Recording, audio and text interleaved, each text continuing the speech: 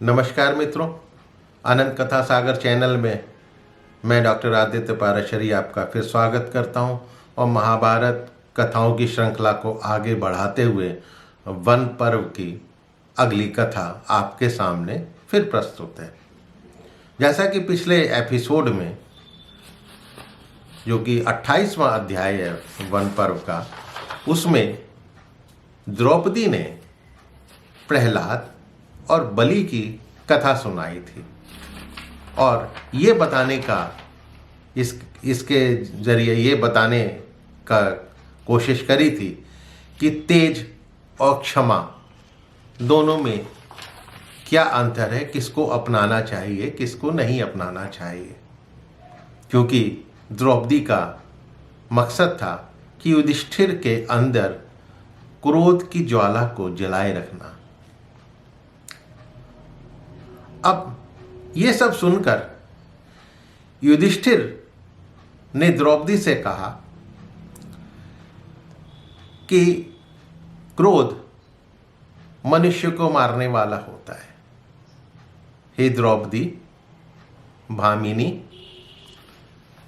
क्रोध ही यदि जीत लिया जाए तो अभ्युदय करने वाला है और क्रोध को जीतने से उन्नति और यदि उसके वशीभूत हो जाएं तो अवनति होती है। द्रौपदी जो क्रोध को रोक लेता है, उसके वेग को रोक लेता है, वो तो उन्नति को प्राप्त होता है। लेकिन यदि उसके वेग को नहीं सहन कर पाता है, उसके लिए वो परम भयंकर क्रोध विनाश का कारण बन जाता है। इस संसार में क्रोध के कारण लोगों का नाश दिखाई देता है। इसीलिए मेरे जैसा मनुष्य लोक विनाशक क्रोध का उपयोग कैसे कर सकता है। क्रोधी मनुष्य पाप कर सकता है, वशीभूत होकर गुरुजनों की हत्या भी कर सकता है, अपनी कठोर वाणी के द्वारा श्रेष्ठ मनुष्यों का भी अपमान कर सकता है।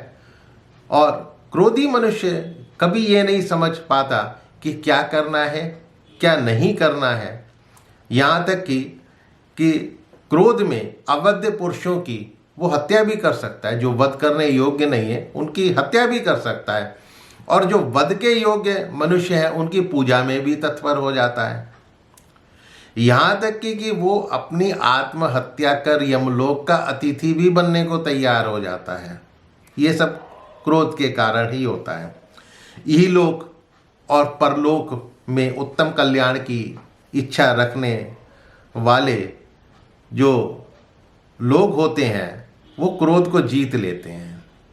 अतः धीर पुरुषों ने जिसका त्याग कर दिया हो, उस क्रोध को मैं कैसे उपयोग में ला सकता हूँ। द्रौपदी, इसीलिए मुझे क्रोध नहीं आता। क्रोध करने वाले पुरुष के प्रति जो बदले में क्रोध नहीं करता, वो अपने को और दूसरों को भी महान भय से बचा लेता है। वो अपने और पराये दोनों के दोषों को दूर करने के लिए चिकित्सक का कार्य करने लगता है। हे द्रौपदी, साधु पुरुष जो होते हैं वो क्रोध जीतने की प्रशंसा करते हैं। उनका मत है कि क्षमाशील जो साधु पुरुष होते हैं, जय हमेशा उन्हीं की ही होती है, विजय उन्हीं की ही होती है। आगे कहते हैं युधिष्ठिर कि झूठ से सत्य श्रेष्ठ है, क्रूरता से दयालुता श्रेष्ठ है, और यदि दुर्योधन मेरा वध भी कर डाले तो भी मैं क्रोध को नहीं अपना सकता। दूरदर्शी विद्वान, जिसे तेजस्वी कहते हैं, उसके भीतर क्रोध नहीं होता। जो क्रोध को अपनी बुद्धि से दबा देता है, उसे तत्वदर्शी विद्वान तेजस्वी मानते हैं। सुंदरी द्रौपदी, क्रोधी व्यक्ति किसी भी कार्य को ठीक नहीं कर सकता। दक्षता, अमर्ष, शौर्य और शीघ्रता ये तेज के गुण हैं। क्रोध का त्याग कर मनुष्य भली भांति तेज प्राप्त कर सकता है। मूर्ख लोग जो होते हैं वो क्रोध को ही तेज मानते हैं, परंतु रजोगुण जनित क्रोध लोगों के नाश का कारण होता है। यदि मनुष्यों में पृथ्वी के समान क्षमाशील पुरुष ना हो तो मानवों में तो कभी संधि हो ही नहीं सकती है, क्योंकि झगड़े की जड़ तो क्रोध ही है। एक का अनिष्ट दूसरे का भी अनिष्ट करता है। पिता पुत्र को मारेंगे तो पुत्र पिता को मारेगा, पति पत्नी को मारेंगे तो पत्नी पति को मारेगी। संपूर्ण जगत क्रोध का शिकार होने पर कहीं भी शांति नहीं रह सकती है। क्षमा धर्म है, क्षमा यज्ञ है, क्षमा वेद है और क्षमा शास्त्र है। जो ये जानता है वो सब कुछ क्षमा करने योग्य हो जाता है। क्षमा ब्रह्म है, क्षमा सत्य है, क्षमा भूत है तो क्षमा भविष्य है, क्षमा तप है तो क्षमा शौच है। क्षमाशील मनुष्य यज्ञ वेदता, ब्रह्म वेदता और तपस्वी पुरुषों से भी ऊंचे होते हैं। विद्वान पुरुषों को क्षमा का आश्रय लेने पर ब्रह्म भाव की प्राप्ति हो जाती है। इसीलिए हे द्रौपदी, क्षमा की गाथा सुनकर तुम संतुष्ट हो जाओ, क्रोध ना करो।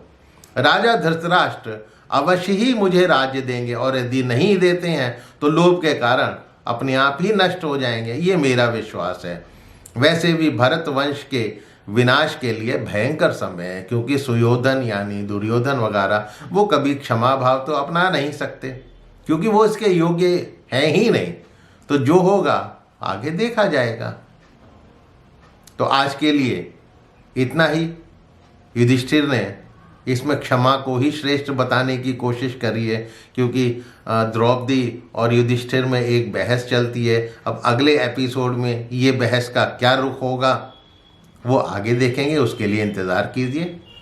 हाँ, मेरे चैनल को सब्सक्राइब करना मत भूलिएगा, और यदि ये कथाएं पसंद आ रही हो तो अपने इष्ट मित्रों से इसको शेयर अवश्य कीजिएगा। और हाँ, यदि कोई सुझाव है तो कमेंट बॉक्स में आमंत्रित हैं, आपका मैं स्वागत करूँगा। तो मिलता हूँ अगले एपिसोड में नए किस्से कथा कहानी के साथ। तब तक के लिए नमस्कार।